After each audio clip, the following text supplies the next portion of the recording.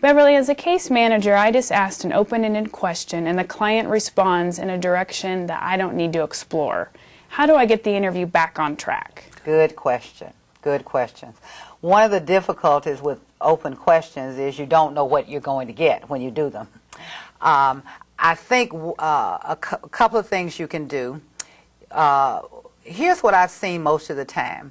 If you let people talk for a little while, they'll begin to repeat themselves because they really didn't have that much to say. And so when you begin to hear somebody start to repeat themselves, you can intervene at that point to say, okay, let me see if I understand what you've said so far, and then summarize. That's that summarizing skill. Summarize the main 3 points that you heard. Or if you hear somebody complaining, you know, they're going off into complaints in a different direction than where you want to go, you can refocus that back too. So let me see if I understand what our goals are. For example, you hear a person, I don't like where I live, I don't like where I can buy for my kids, I don't like.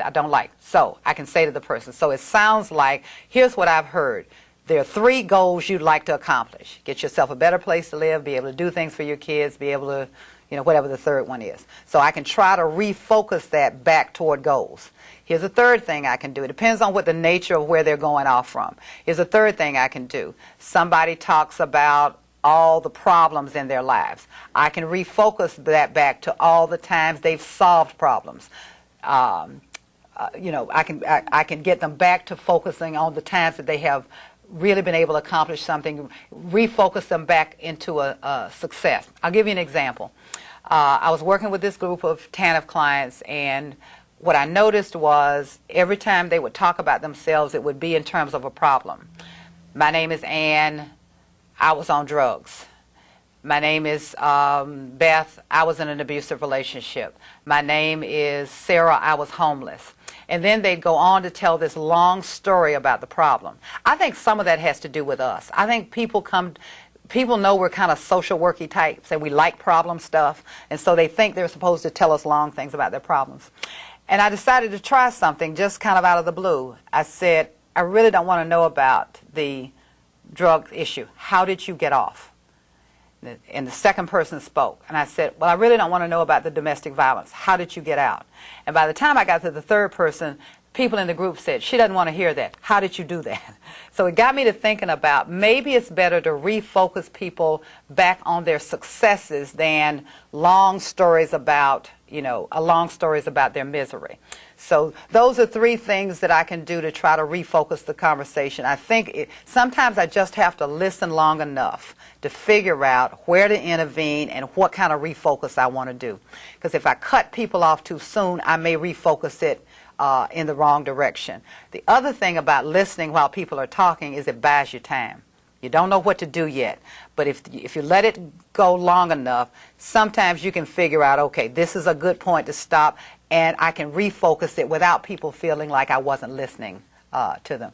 One other thing about open-ended questions that I've been thinking about, and that is sometimes I've asked a very broad question, and I needed to narrow it. I needed to make it more I needed to make that question more focused because I see it that the answer is going on in the right direction, wrong direction. Maybe the question was too broad, too general, and I need to narrow that question down. Let me see if I can think of an example. Let's say I ask people, tell me about your work experience, and they rambled on into, okay. Now sometimes what they're telling me is that was too big a question. Focus it. So I've learned to say, walk me through a typical day. Start with when you got to work. What's the first thing you did? What's the second thing you did? So forth and so on. So sometimes what they're telling me is, question was too big. I didn't know where you were trying to go. Narrow it. A lot of what I think I've got to do with questions is this. What am I trying to find out? Here's one I learned not to ask. Tell me about your relationship with your mother, kids, because it produces drama. Okay. Now, if I want to know, are the kids a motivator, then I ask a different question. How do you feel about what you can't buy for those kids? How do you feel about living with your mother? If I want to find out if those kids or the mother is a support, What could your mother do to help you? How would the kids support you in doing this? So a lot of times I think I've got to think about, what am I really trying to accomplish with this question? And then how do I structure it in a way that gets me where I want to go? Because I think one of the things I've been trying to work on and trying to work on teaching is how to ask fewer questions but better ones.